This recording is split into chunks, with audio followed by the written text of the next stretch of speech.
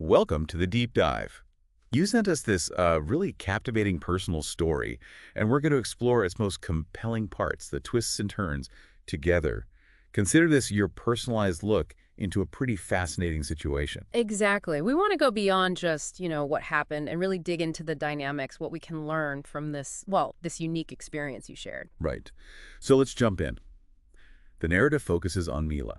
She's living a fairly normal life, and then boom, this extraordinary news lands Her estranged Aunt Evelyn passed away. and left her everything. And we really meet everything, a whole business empire. Businesses, assets, properties, the lot. It sounds like, a classic unexpected inheritance story, but what grabs you is she's not just getting money, she's getting responsibility, a whole company she knows nothing about. And the pressure's on immediately. Like right away, she has to attend a board meeting. Wow. Can you imagine? One day, life is normal. The next, you're in this high-powered boardroom talking about a massive company you've never even thought about. And completely unprepared, the narrative really highlights that lack of knowledge. It really does. That feeling of just being thrown in, Yeah. it instantly makes you wonder, how does someone even start to navigate that?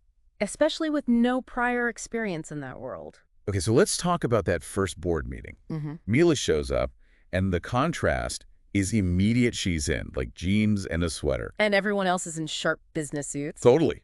It's such a visual. She's the outsider. Mhm. And then we meet the cousins, Jordan and Natalie. Ah, yes, the golden children, as the narrative calls them. You get the sense they expected things to go differently with the inheritance. Oh, definitely. There's this instant clash, isn't there, between Mila having the legal right and them feeling, well, entitled because they knew the business. Yeah, and Jordan doesn't waste any time. Straight in with comments about her lack of experience. So condescending. And Natalie, with that little mocking laugh, it sets a really hostile tone right from the start. It really does. It feels like they're trying to assert dominance, maybe intimidate her, make her feel like she doesn't belong. Could be. Yeah. Plus, maybe genuine shock and resentment about the inheritance. True. And then the chairman weighs in, basically telling Mila she needs to prove herself. You could feel her panic in the description, Mm-hmm. but also this spark of determination. She's not just going to roll over. It's that classic thrown in the deep end scenario, but the deep end is this massive, complex corporate world. What are the biggest hurdles, do you think, walking into that, besides just not knowing the business itself?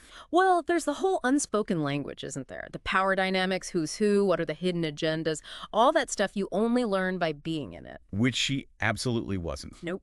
And the narrative mentions the jargon, the technical talk in the meeting. Oh yeah, it must have felt like listening to another language entirely. While trying to grasp the huge situation and deal with hostile cousins, it just shows the incredibly steep learning curve she faced from minute one. And it doesn't stop when the meeting ends.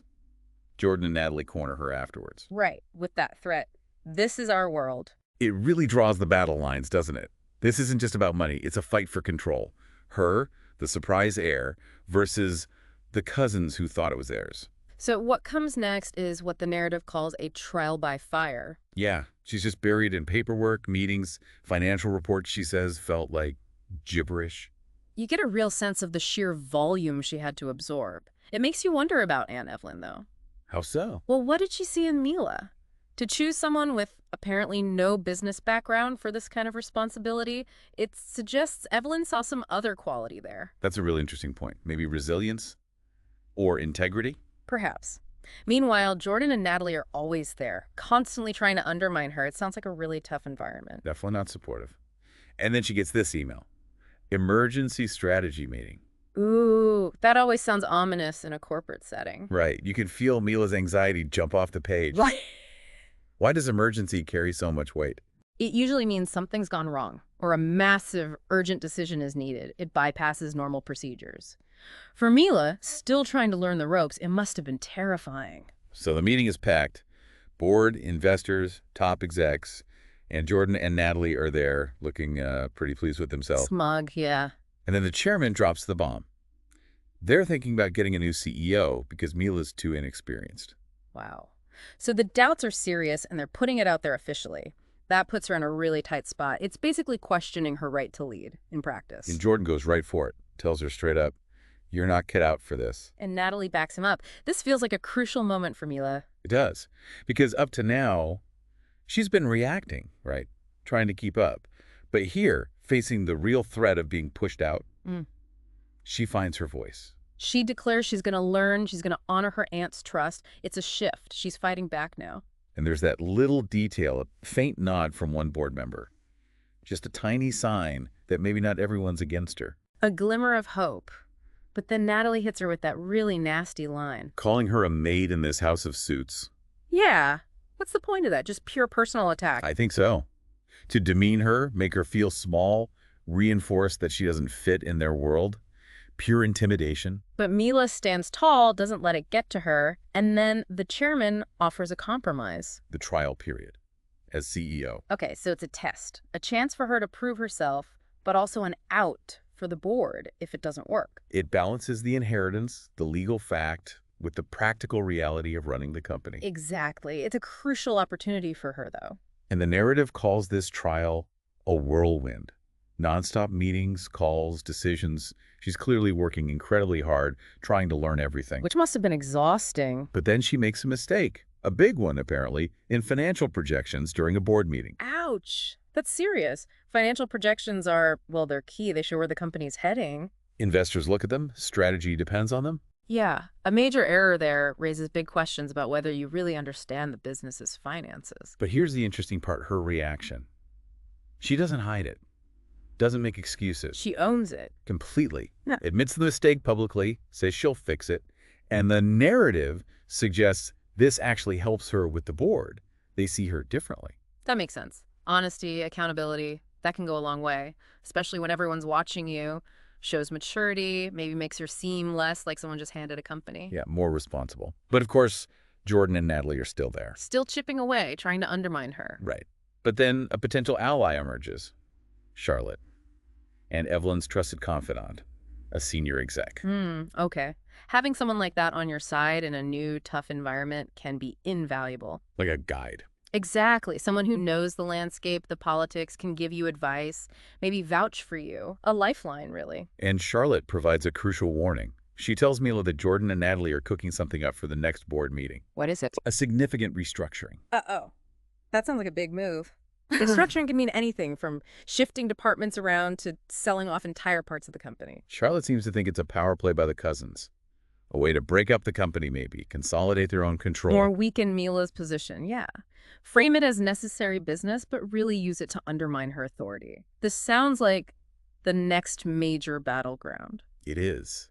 So Mila braces herself for this meeting. Jordan presents the plan, all reasonable sounding, efficiency, streamlining. But with the underlying message that maybe Mila isn't up to leading through necessary changes. Precisely. And Natalie jumps in, talking about Mila's inexperience again, how they need someone more industry savvy. Classic tactics. Sow doubt about the current leader. Present your own plan as the only logical solution. But Mila doesn't just defend this time. She goes on the offense. She interrupts them. Oh, what does she say? She calls the whole restructuring plan a diversion. Says it's a threat to the company's foundation, to her aunt's legacy. Ah, invoking the legacy again. Smart. It reframes the argument away from just profits and losses to something deeper values, purpose. It's a powerful counter.